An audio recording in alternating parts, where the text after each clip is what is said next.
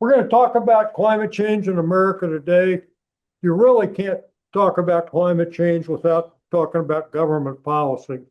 And it was definitely one thing under Biden, and it's now under the Republican control, and you got a different set of policies. And I'm going to try to unwind some of them today so you might be able to try to make some sense out of them.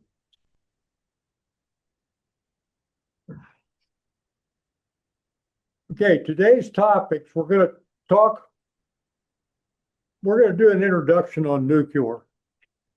And then we're going to move into climate change. But nuclear is kind of the new news in climate change right now. And unbeknownst to a lot of people, including me, to when I found it buried someplace in the news, Trump a while back issued an executive order that the United States is going to be the world leader in nuclear. And that pertains to both bombs and electric power. So that's a change. And I'm going to try to bring together how Trump thinks and how he sees this thing. And then we'll move into climate change. And the main themes there are, it's really different from 5 years ago when I started teaching this thing.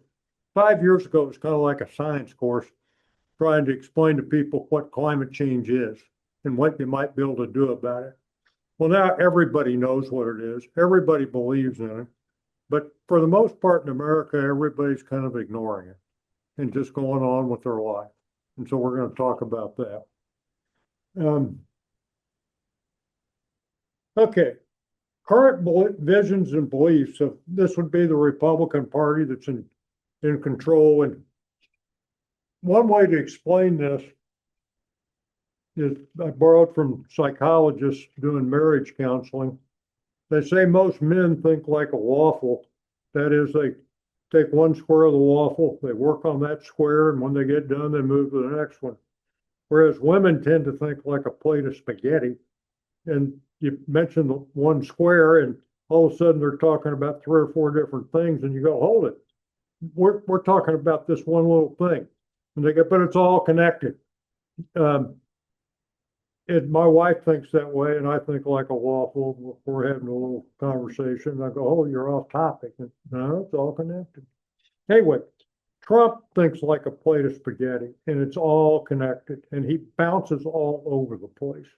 But you can kind of put the connections back together if you think about them. First of all, what's his vision? Make America great again. That's the Republican Party's vision. Run the world and not necessarily help the world. America used to run around, and we're not going to get into whether that's good or bad, but we went a lot of places trying to help the world. Fundamental beliefs. Trump generate wealth to measure success. The stock market goes up, he's doing a good job. And the Republicans tend to think that too. The end justifies the means. They really don't. Well, like eliminating half the government, they really don't care if the government shuts down. Because Republicans, the general simple belief of Republicans forever is the only government function should be armed services, and everything else should be in the private sector. So they don't care if it goes away. And they're always in this try it, fix it mode. So they lay off thousands of government workers. And if it doesn't work, they hire a few back. And they just try it, fix it, try it, fix it. And that's the way they're thinking. Absolutely do not study it. That's just a waste of time if you study it. Win at all costs, make enemies pay. That's why we're trying to be careful today. We don't want anybody to get upset or anybody with a government job have a problem. Okay, tactics. Have the biggest, most powerful armed services. And we're doing that. Republicans, if you've studied the history of the world out of the last 3,000 years, there's been a war all but 100 years of the last 3,000, I think. And so war is common, and really the only way to avoid war is to be a co-equal power or the biggest power. Control energy. Energy is important. I mean, it runs everything, and without energy, you got trouble. And so Russia has a whole bunch of oil and gas they're trying to sell.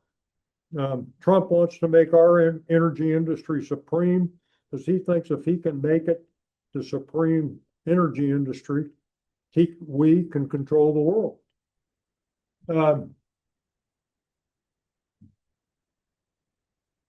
Make America a strong, self-dependent country. So that means we have to have all our own energy. And that's part of the reasons he wants his own oil and gas industry. Implications. Since he's measuring wealth as the stock market as a sign of success, he is not going to let it deteriorate. So that means support of the oil and gas industry, the oil and gas, the cattle, the corn, the ethanol energy. When I taught this under the Biden administration, we were actively trying to incentivize all those industries to kind of go away because they're all contributors of NO2 or CO2 or whatever. But now it's such a strong part of the economy, we don't want to mess it up. Inflation.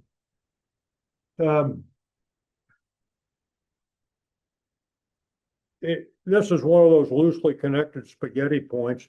He knows he's going to cause inflation from the tariffs, but he knows he can drive the price of gas down and people know about it. So he'll try to get the topic focused on price of gas. Greenland, this is kind of out in the blue, but he comes up with the comment, we need to control Greenland. Well, the only reason we need to control Greenland is because the Arctic's going to melt and the Arctic's going to become really important. And Russia spans 13 time zones, which means it goes halfway around the world. And they're all exposed up on the Arctic, and we don't have good exposure on the Arctic. So he wants to control that. And I think we will. I think we are. I think we're up there investing money. Anything we ask Greenland for, they'll basically do with us. It's just a matter of being nice to them. Okay. The try it, fix it mode. The point here I want to make, Trump will not tank the economy. I'm a little off climate change, but he will not let the economy get tanked. If fields going harvests and tourist areas shut down from lack of help, he's going to change it. He'll change the policy and let them back in. And I see that coming in the next 3 or 4 months. When ICE deports South Korean workers at a new factory in the U.S., Trump said it's a mistake, and he's not going to let that happen again.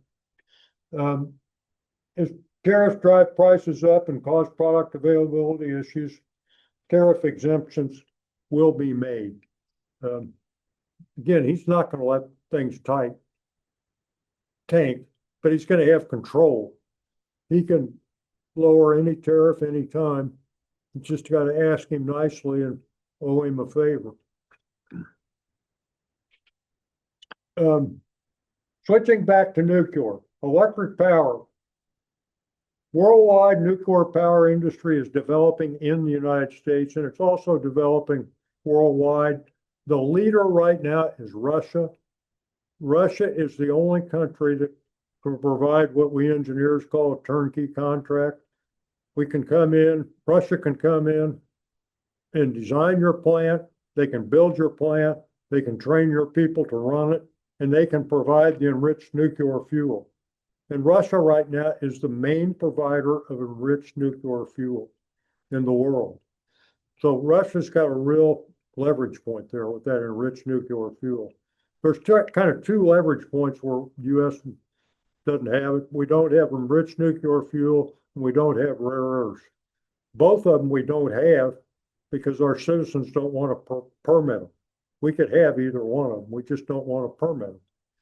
So anyway, we're working on permitting them, and there is a private industry effort that's funded to start an enriched nuclear fuel supply here in the United States. You know what it is? It's got a name and I forget it. But yeah, that's the same way I am. Oak Ridge was in charge of all that, and it's been way cut back. Yeah. Um, We're also maybe trying to build chips, domestic. Yeah, we're trying to build chips, yeah. Anyway, Trump is really committed to investing in both the electric power industry and nuclear bombs. Okay. The way the government funds anything, long time ago, Republicans, Democrats made a deal that the government could fund stuff, but it wouldn't be done through government entities. Research labs would be set up. So like in cancer, there's 69 research labs and KU is one of them. And that just means you're certified by the government as capable of taking some of the government money and using it wisely to do cancer research. We have Alzheimer's labs, there's like 50. Okay, there are energy labs too. And there's 16 of them, I believe. Lawrence Livermore and Sandy, yeah, Sandia are the two famous ones. the one here in Kansas City. Is there one here? Sure, the Kansas City plant. Oh, really? They do all the non-nuclear components of the nuclear weapon. Honeywell? Yeah, Honeywell. Yeah, Honeywell. Well, is it still Honeywell? yeah, it is. Anyway, so there are specific, these are actually in specific documents, but the goal is to modernize the nation's nuclear deterrent and related infrastructure. And remember, the two are somewhat connected because one reason like Iran was given nuclear capability to build nuclear power plants, but then they moved that into nuclear bombs. And so they're loosely connected there. Advanced reactor testing and development and testing, deployment of advanced nuclear reactor technologies to power critical infrastructure, including artificial intelligence and data centers. So he's saying that we need more electric power and nuclear, not for climate change, but for all the AI data centers that are going to be built. It just so happens that it helps climate change too. Fusion, there's right now all our nuclear power plants are based on the fission technology. There's research going on in fusion.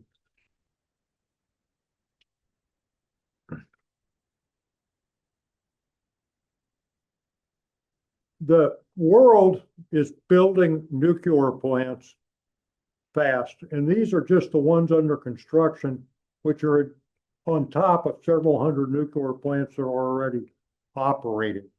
But the world is building these mainly as a response to climate change, pretty much every place, and China being the leader.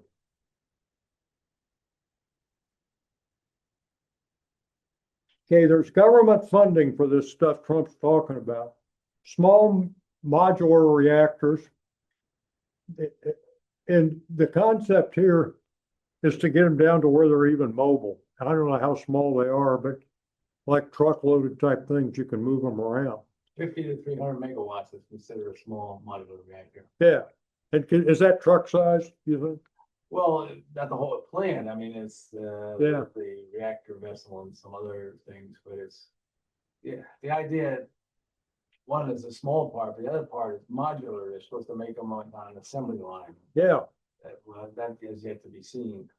And again, the use here is government use.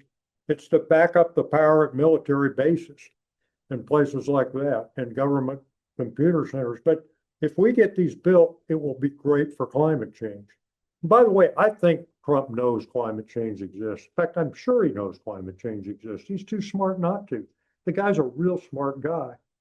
He just doesn't want to have to deal with it right now, so he says it doesn't exist. He doesn't want to ruin the ethanol industry, the beef industry, the oil and gas industry. So for the time being, it doesn't exist in his mind. Then there's a vision for Westinghouse to become a big, strong builder of nuclear plants. Westinghouse, because they're kind of like the only commercial vendor left, with the capability to build a big nuclear plant.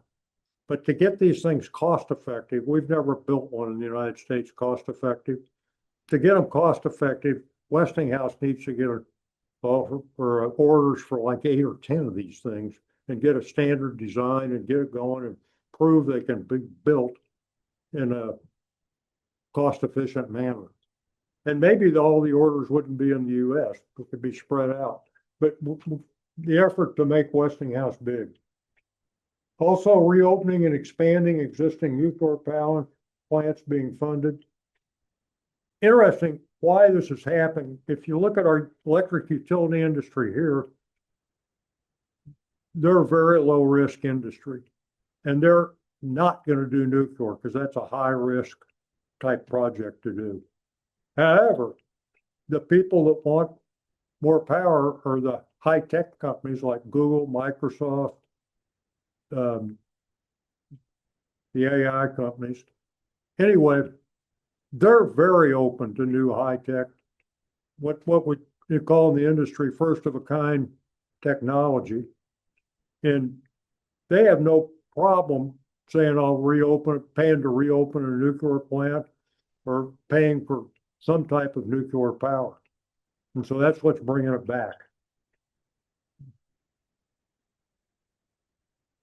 Okay, so that ends my little discussion about nuclear is going to help and help solving climate change. And for the time being, we're building a strong oil and gas industry, a strong ethanol industry.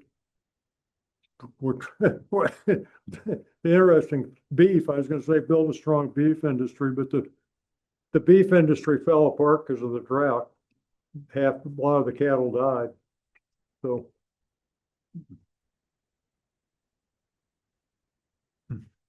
okay, switching over to climate change.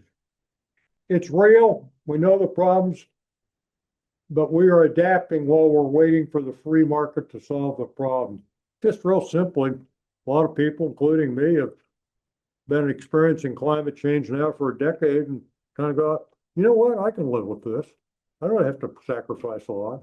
And so I'll just adapt. I'll change my life however I need to adapt. Implementing new technology, China is way, way ahead of us. One of the reasons for that, China is run by engineers and America is run by lawyers. And engineers can envision how to build infrastructure. We can envision how to build an electric structure to stop climate change. And we know how to do it and we do it. Lawyers, on the other hand, their best skill is stopping things. So when you're trying to put in new transmission lines, which we badly need for solar and wind, they're all stopped. You know, 2 big new solar plants, one I think in South Dakota or someplace around there, and one in Arizona, all supposed to go to Arizona, are all supposed to feed into California. You know, they're in the middle of nowhere. So the plants got permitted and got built, but they've been working 17 years to get the transmission line done. It's just sad. Okay, China's way ahead of us. We'll go through that real quick. And then the belief of Republicans, the standard belief of Republicans is the free market will solve this problem. And we'll just talk briefly about how the free market might solve this problem. In other words, we don't need those incentives to install solar, buy electric cars, and that type of thing. In fact, those incentives will drive the wrong answer. You need to let the free market figure it out. The way you guys are looking, I must be crystal clear the way I'm talking. How's the group online doing? Are they look awake? Okay. Okay, here, you know, every time I teach climate change, I assume that people know the basics. And as soon as I make the assumption and skip a slide like that, I get a question 20 minutes later and people don't understand it. But the real basics is right on this slide. And this slide goes from 1960 on the left side to 2020, and it's the CO2 is measured in parts per million, which is the left-hand axis. And right now, we're at 420 parts per million roughly. Back in 1960, we were at 320. And this is going up. And I think the slide might be like a year or so out of date. But I actually think maybe it's starting to flatten. If you look at it though, for those of you who are math majors, this thing was growing at an accelerating rate. If you try to put a straight line. Oh, there it is. Put a straight line through that, it goes like that. But it's bending upwards, and that's a frightening curve that's going up like that fast. China's the big problem, and we'll talk about them in a bit, but they've come a long ways, and we're making some progress ourselves. Okay, engineers, we always want a way to measure stuff, and the only way I found to measure it so far is the billion-dollar storms as tracked by the Weather Bureau, which is now tracked by a private service because the government eliminated the Weather Bureau, which, by the way, is the Republican dream, that it still exists, but it's done by a private service and the government's not running it. And the Republicans' idea around that is that the government's inefficient, and the government is inefficient. Any program you put in the government will cost twice what it costs in private industry. And it's not because government employees are bad. Government employees are actually really, really good. And they're all really, really smart. They're just trying to make all the politicians happy. And it's hard to make all the politicians happy. And that gets expensive.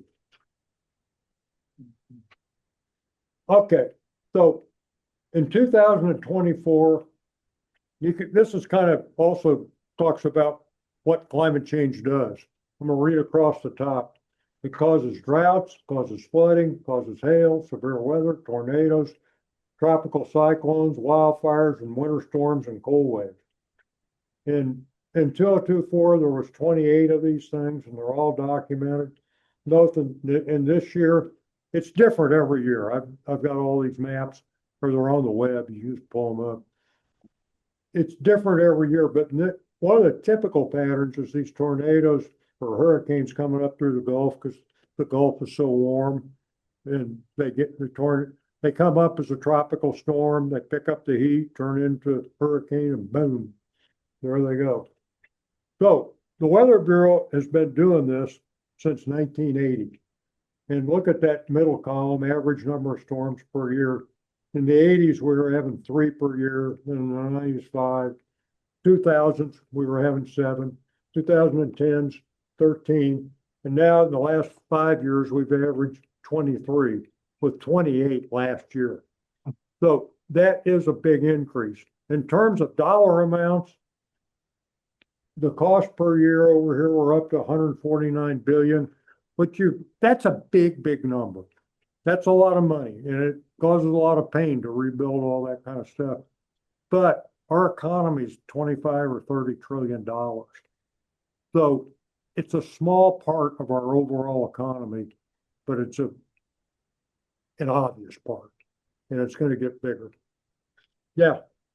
If you want to pick a place in the United States that is relatively, the effects of climate change is small, you couldn't pick a better place in Kansas City. Yeah. I mean, you go south of here and you saw the thing all the way different. Yeah. We don't have hurricanes. We might have a tornado or two, but we're relative to the rest of the country, we're pretty immune. Yeah, we're pretty immune. Our biggest weakness or liability is drought, if it comes up. If we change the climate zone, so not like we can't see it. Yeah. Okay, and this is a worldwide problem. I leave out the worldwide stuff usually because there's just so much. But all the problems we're having in the United States are happening in every country, every place. Oh, I meant to mention Melissa. Melissa hit a couple of weeks ago and hit Jamaica. And Jamaica will never be the same. One of the forecasts going back a long time ago, was that 10,000 islands will be wiped out. And to all the island nations, when they go to the climate agreement meeting, want all the big countries to quickly act to solve climate change, because the islands are just going to be wiped out and they haven't got the money to fix them. The original forecast was 10,000. That's a big number, but there's a lot of islands too. So Indonesia is a series of 10,000 islands. The Maldives are another 10,000 islands. There's just lots of islands. In fact, I wouldn't be surprised if 20,000 got wiped out. There's so many.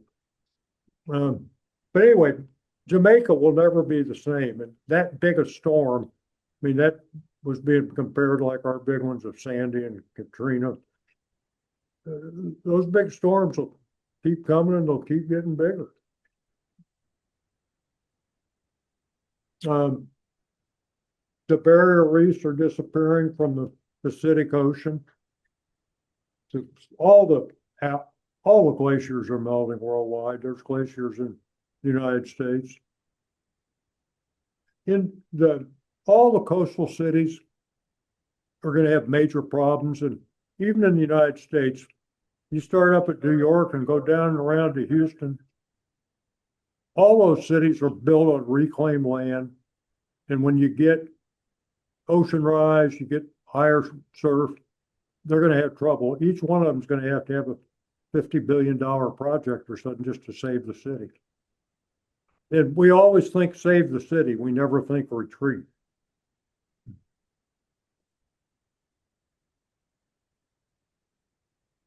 Okay, I think today 80% of the people believe the problem's real. And that's not because they've been listening to the science or teachers like me. They're just seeing all the storms and the weather's changing. And they're going, well, I guess those guys were right. The weather's changing. Hard to deny it. I've read statistics that 60% now believe in the science. And this 20% are willing to change is a number I kind of made up myself, but it's based on a couple, 3 factors I'll give you as I move forward. 80% of the new car buyers last year bought internal combustion engines. I have a lot of good Republican friends, and a couple of them bought brand new big 8-cylinder SUVs, big black SUVs, kind of in your face. You think climate change is a problem? Well, I'm driving this. In the presidential issue, climate change was not a top 5 issue really on either side. It may have slipped in number 5 on the Democratic side, but it was not an issue that came up. Airplane travel hit record levels in 2024. Private jet sales are up. A lot of that is because the stock market's going way up. Income inequality is going nuts. The rich people have more money now than they've ever had. I mean, the stock market doubled over the last 5 years. So somebody that had $1 million invested all of a sudden has 2 million and they didn't expect it. Or if they had 100 million, they got 200 million and they didn't expect it. There's just been so much profit and wealth generated in the last 5 years or so. And everybody wants to ride on an airplane, and amazingly enough, first class and business class is selling out. The airlines are making more first class and business class because there's so many rich people wanting to travel. Most all farmers are still using fertilizers or Roundup. I think roughly 20% of the farmers have converted over to regenerative farming, where you don't do this industrial. But again, that's that 20% number. 20% were willing to buy a electric or hybrid car. 20% of the farmers were willing to convert. Americans are made to consume. Americans are made to be free. Americans are going to do that. They're going to do what they darn well please. They're not about to go sacrifice for the good of the world. The buildup, America's going crazy on cheap stuff. And a lot of that comes from China. Virtually every retail item, be it the Nebraska Furniture Mart, Crowley Furniture, Walmart, Target, gift shops, comes from China.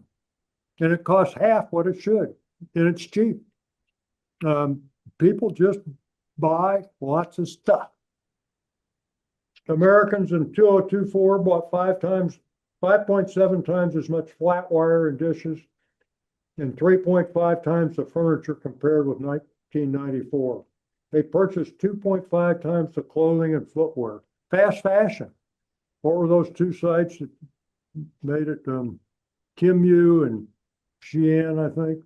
Those Chinese fast fashion sites, and you could get a new dress for $8 or $10, $12, and kids were doing it.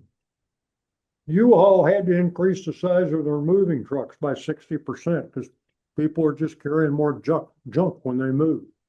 The self-storage, the whole business started in about 1990, and that's when the globalization started, and we opened up our markets to China, and people just accumulated too much stuff. They couldn't keep it at their home, so they had to go buy a storage locker, and that's still going on.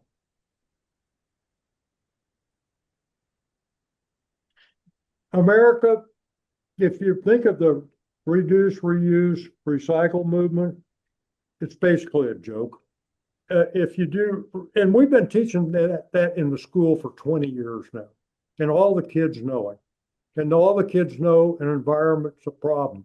But if you think about it, if you reduce, reuse, or recycle, your trash should get smaller. Our trash is not going down. It's holding at 290 million tons per year. Mileage driven by our automobiles. You remember when climate change first got started, we had this concept of flight shaming, don't take airplane flights. That was really big in Europe. That's totally gone away. The concept of driving cars less, it's gone away. This one I really like. It's the reuse thing, which are the cups, like Stanley cups are reusable, but they're kind of collector's items. Or you get one for the gym, one for the office.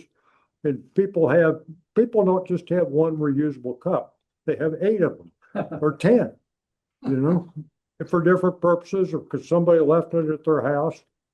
I don't think my wife and I have ever bought one, but we've got 10 that people left at our house.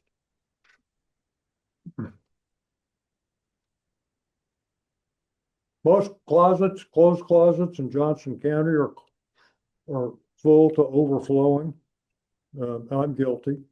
I do a lot of stuff for climate change. I mean, I've got an electric car and a hybrid car, and we compost our garbage, and I've got solar, but I'm guilty on the flying thing. I got the money and I'm flying, and I'm buying new clothes. I got too many clothes than I need. We send about 5 items every week to the food pantry where they get given away.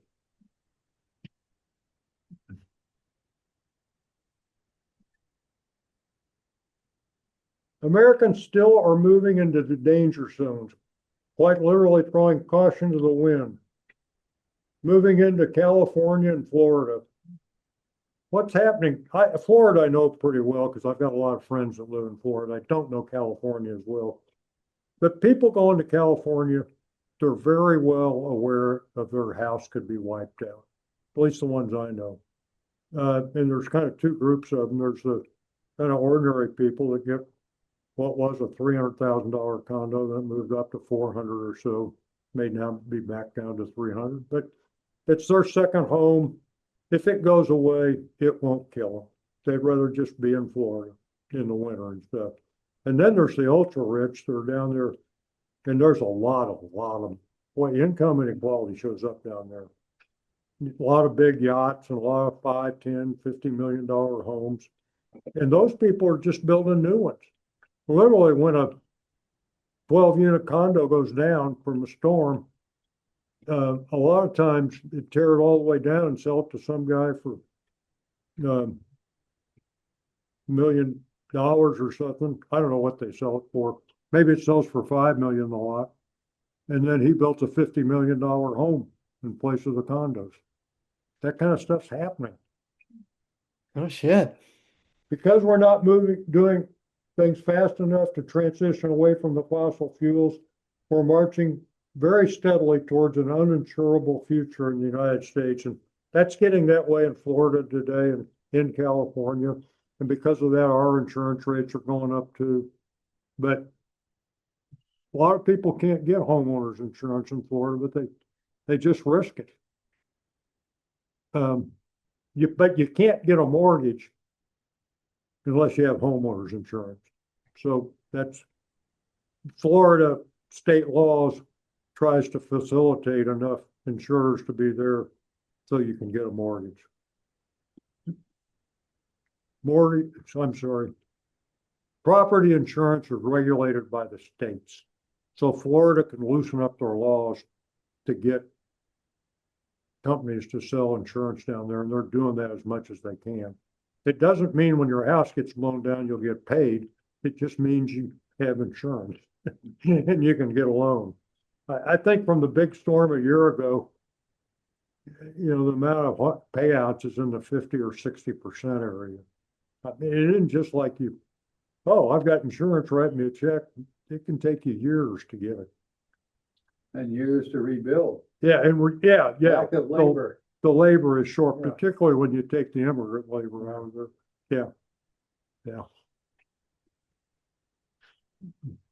Okay, 3 ways to approach climate change. Mitigate with new technology, which is what Biden was really trying to do, bring solar and wind in, bring batteries in, electric cars. He was incentivizing all that. Adapting, which is kind of the Republican approach. We can live with this until the free market solves it. And then there's regulation, which just means you can incentivize people any way you want. So Trump right now is incentivizing nuclear. Biden incentivized solar, wind, batteries, and electric cars, which is going away. Florida is a great example of adapting. All my friends down there plan to rebuild if their house gets blown down. But there is there's regulation on how you have to rebuild. You have to rebuild on stilts, and you have to be able to survive 150-mile-an-hour winds. And there's a good chance the entire, or half the state of Florida housing will get rebuilt this way. And they'll do a pretty good job of standing up to storms. I mean, those things do stand up to them, but you still need gas stations and grocery stores. They kind of have to be built the same way. Build walls around the state and islands. So I know engineers that work down there and call on city mayors, and mayors have repeatedly told them, well, the engineers say, and the Army Corps of Engineers goes down there and say, look, this land isn't going to be livable. The climate's going to beat you. You need to retreat. And the mayors just say retreat is not an option. So they're hiring contractors.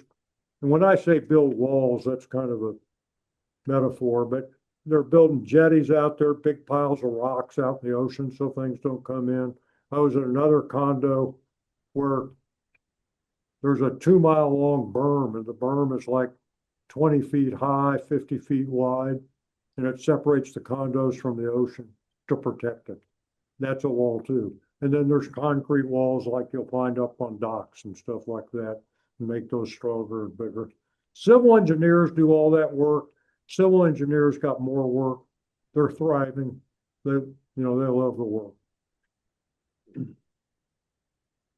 So adapt is a strategy down there. I love this picture. I found it in some magazine. That brown is a flood. That in the middle is a house. And that little, that's a tree line separating the section lines. Anyway, this farmer in Tennessee, he had a piece of heavy equipment himself, and he built a 12-foot wall around his house. And it worked. I'm proud of the guy that it worked. And he's got a flood all the way around him, but he saved his house. And I'm sure he's quite proud of his house too. It's classic American ingenuity, and my golly, I'll live with this. It isn't going to get me.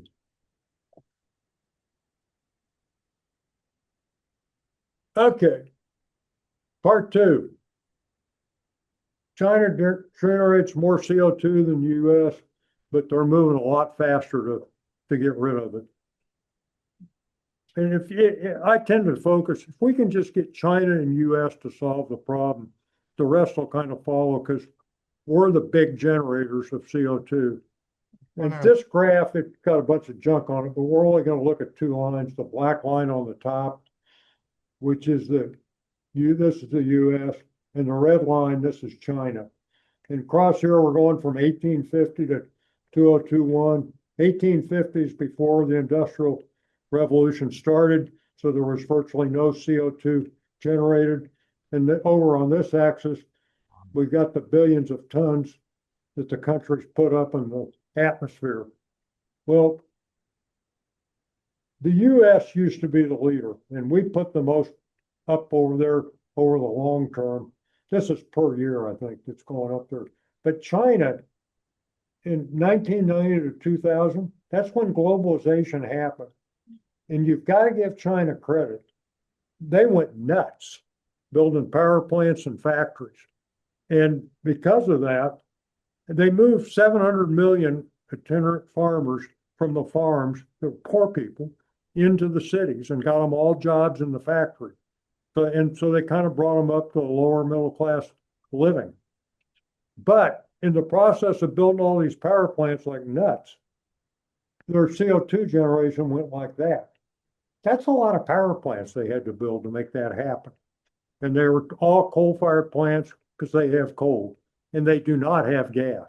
We in the US have gas. That's why we build gas. So that illustrates the problem. Long term, we've put more gas up there, but right now China's the big problem. I could spend hours doing derivatives of this, but here is the capacity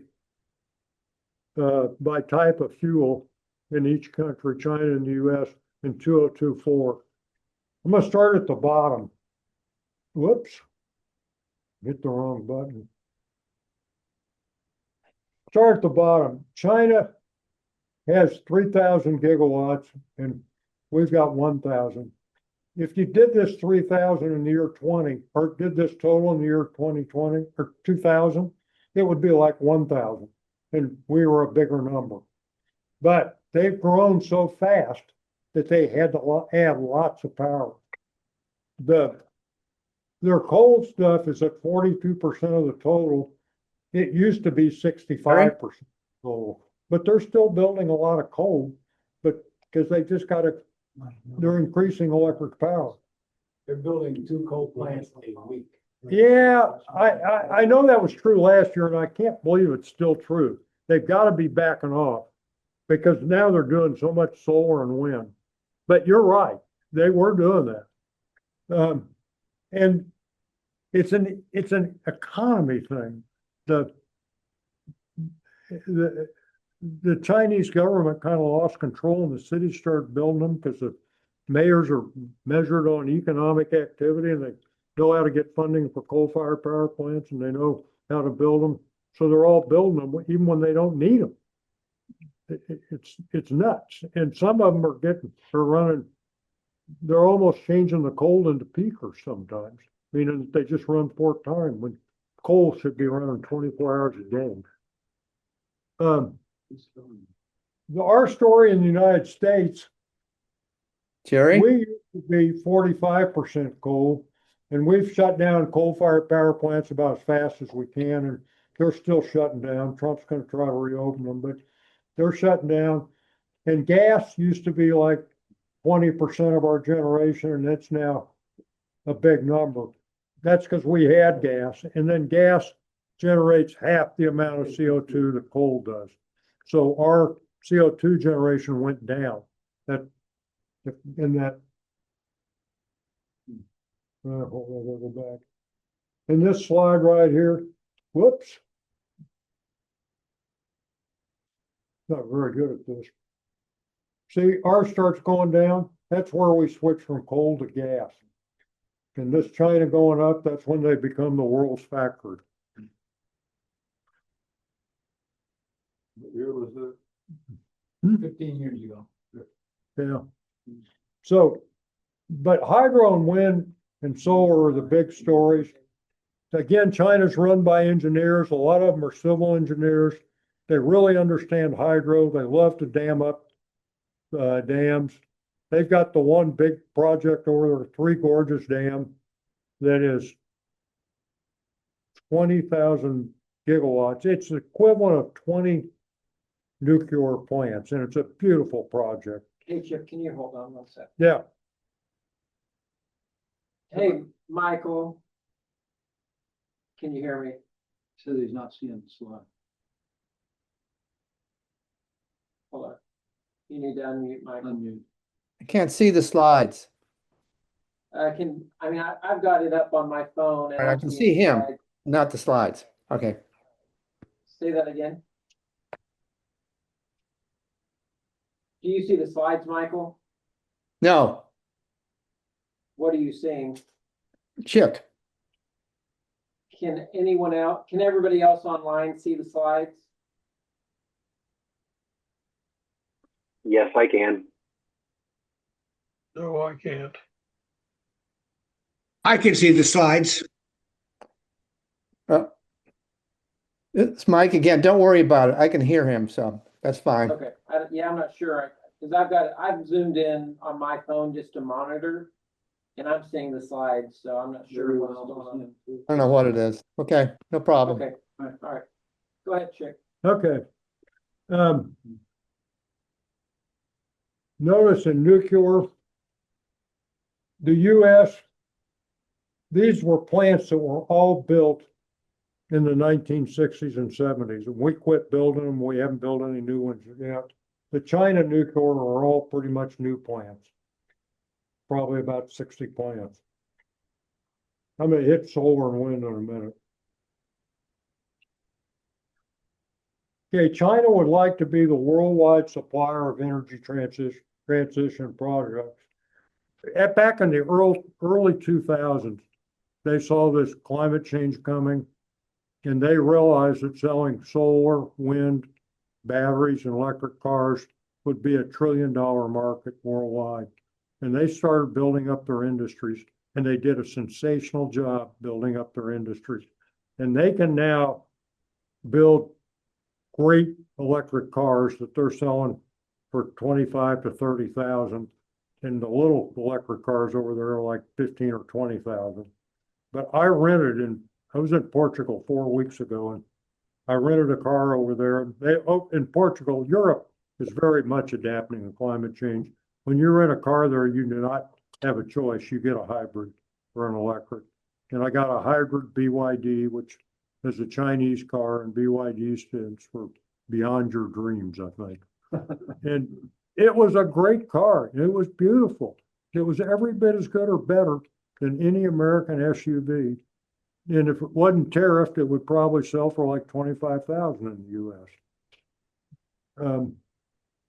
And they can supply solar and wind and batteries for half the cost of what the US builds our own. Europe, by the way, is buying this stuff.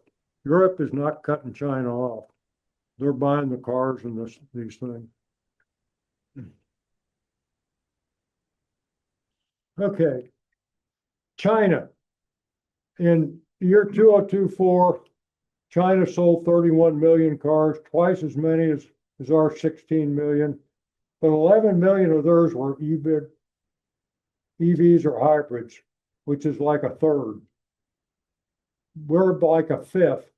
We're 20% were EVs or hybrids sold last year in the United States. And, you know, the EVs and hybrids are available now. People just don't want to buy them. The EVs, I understand, because charging is an issue. I have an electric car, but we never take it on a trip, and we charge it every night in the garage. And that works fine. Works really great. I've had it for 7 years. It's perfect. But I rented one from Hertz on a trip outside of Philadelphia. And just to see how it runs. I love it. Really great, especially on bumper to bumper traffic, as you take your foot off the accelerator and automatically starts to slow down. The problem was charging it. Yeah. The hotels I stayed in had no charging thing. Yeah. The charging the stations around there, you had to belong to their, yeah, you know, the program, and some of them were not plug compatible. I couldn't charge it. Yeah. So I brought it back, not fully charged, and wow, Hertz hit me with a big fee. Yeah, they do that. Um, Yeah. But anyway, China's doing well in this area. And again, the state-run business just does not work. But they incentivized all this, they incentivized the builder. And one of the reasons their cars are so cheap is there's like 100 vendors, car builders in China. And like 95 of them are losing money, but they're still in business. But there's intense price competition. There's a picture of a Chinese car. You just go on the web and you can look them up. Nuclear power plants under construction. China's got 28. Okay. There's a slide missing on. I'm going to back up because I want to make a point. This solar and wind, I thought I had a separate slide on the solar and wind. But look, they put all this in the last 3 or 4 years. And it's going in really fast now. And if you add up these bottom 4 rows, solar, wind, hydro, and nuclear, those are all do not have CO2 emissions. Coal and oil and gas have CO2 emissions. If you add these together, you're going to get China has 58% of their power is emissions free. The US has 37% of our power is emissions free. And we're very heavily gassed. Gas is a big industry. And Republicans don't like to destroy business. They're not going to destroy it if they can avoid it. Yeah, Can I make a comment on your slide? yeah, Notice it's installed capacity, not the amount of energy that it produces. no, and you're so right. For solar runs about 25% of nameplate capacity, wind maybe 32%. Yeah. So you have to, the problem is, it's a massive engineering problem, which Yeah. as engineers, we should love. Yeah. But, we have a grid, and a grid is like Yeah. a living thing, and you have to balance it. Yeah. And the problem with wind, a 1 unit of wind is cheaper than 1 unit of nuclear. Yeah. That's not the figure of merit. Wind, you've got to back up with something. Yeah. And so if it's 25% of the time, you gotta be 3 more somethings. Yeah. And then you gotta charge those somethings. And so, Yeah. it's a complex equation, but like hydro, is the #1 renewable energy all around the world. But we've lost our appetite for big dams. Yeah. I agree. So there's gonna be a pain here, however we do it. And, and pain is not good for politics. No, people don't like change. Yeah, go ahead. Does hydro, that include waves? I along the doubt it. coast? Well, it probably does if there are any, but we don't have any. No, that's a problem to be solved, but Yeah. that might be a source. Yeah, Well, is the actual usage, as opposed to installed available somewhere, or? Can anybody have estimates of the actual generation instead of? Oh, yeah. oh, yeah, the there numbers are are. readily available. Um, You can get just Google electric energy generated, and it comes out terawatts or something like that. Yeah, you can get a chart. But, it's been, the balance the grid is gonna be complex, and it's gonna change for each area depending on what they have. But like I said, hydro is the #1 renewable energy around the world. And it's produced more CO2, less power than wind and solar combined by a factor of 10. Yeah. Now I have wind and solar coming up fast, and that's good. But again, there's a cost to all this. Well, let's take wind, Am I interrupting your flow here? Little bit. You take wind, wind is no good without the grid. Yeah. I mean, you can have rooftop solar, it always got rooftop wind. And so, we gotta hook it to the grid, and you have to get. Yeah, you have to get a permit to hook it to the grid from the independent, the independent, power, controllers. And right now, it's called a queue. Yeah. And right now, the queue is about 5 years long. Yeah. And if you can get high priority, when it drops it down to about 2 years or something. But Yeah. the one that from, what's that, the prairie wind, what do they call the one that's coming through Kansas to Illinois? Yeah, I have no idea. They got an emergency thing, so it dropped them down so they could get hooked to the grid. Yeah. But they now have to deal with every individual, they have to build this transmission line, they have to deal with every individual landowner, Mhm. and so it's It's impossible. Yeah, it's well, a problem. it's possible, but it's not It easy. wouldn't be impossible in China, is what he's saying. Yes. Okay, let's move on. Chad told me to get this thing over with. And Chad's in the military and he expects people to follow orders. He's a chaplain in the military, by the way, he doesn't carry a gun. Anyway, so the free market will solve this problem, and I've just got one comment. I never thought the free market would solve obesity in America, but it is.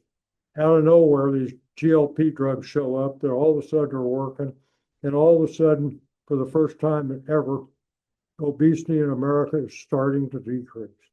And it's going to take 10, 15 years to solve it, until the drugs get priced right, people figure out how to get them, people get used to taking them and all that. But I honestly think that it will reduce obesity and it does a whole bunch of other stuff, treats diabetes and improves heart health and many, many other things. And I think as that spreads to our population base, you're going to find healthy, stronger Americans, more productive people.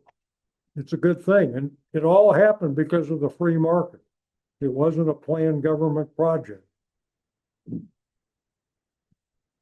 Believe it or not, I honestly believe the free market can solve climate change. Solar, wind, and batteries are now the low-cost solution. A lot of right now too, gas turbines are sold out. You can't buy a gas turbine. So if you want to put up power fast now, solar, wind, and batteries is your only choice. Hydrogen may become a low-cost fuel.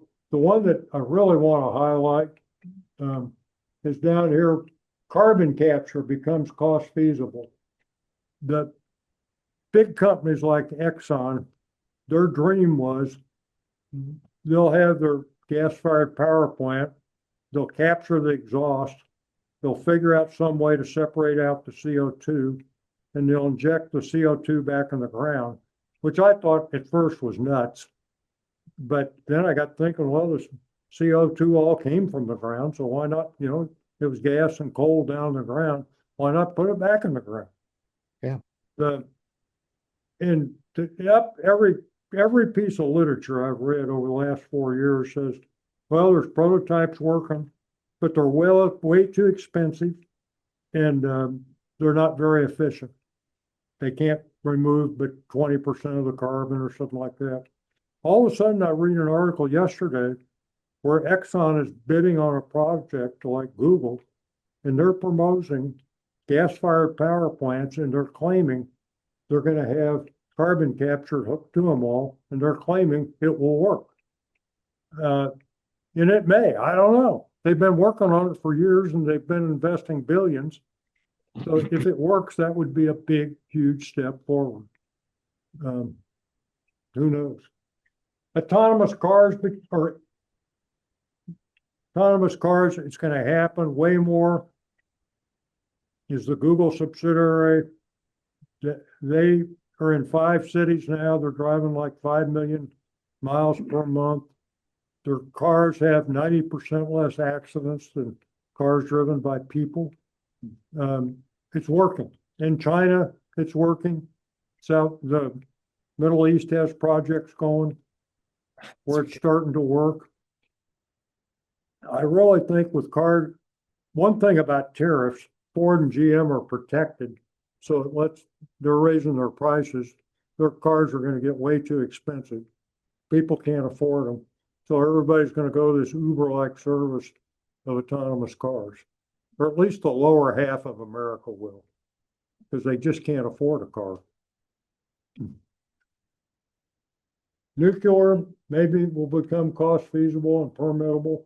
That's gonna take at least 15 years.